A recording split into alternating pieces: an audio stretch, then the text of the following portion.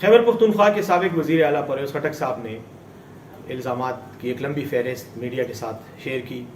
انہوں نے خان صاحب پر تحریک انصاف کے فیصلہ سازی کا جو طریقہ کار ہے اس پر بہت سے اعتراضات اٹھائے. 9 مئی کے واقعے کو بنیاد بنا کر ایک روایتی قسم کی باتیں کیں. میں یہ سمجھتا ہوں کہ پرویز خٹک صاحب نے آج یہ حرکت کر کے خیبر پختونخوا کی سیاست سے پرواز کر لی ہے.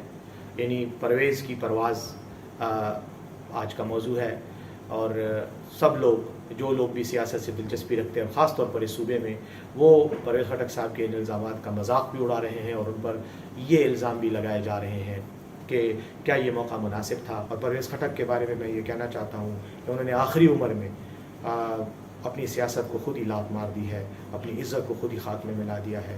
میں سمجھتا ہوں ان کے لیے بہتر ہوتا کہ وہ خاموش رہتے، گھر میں بیٹھے رہتے، لیکن بہرحال انہوں نے خاموش بیٹھنا گوارا نہیں کیا اور میدان میں آ کر اپنی عزت کا جنازہ نکال دیا.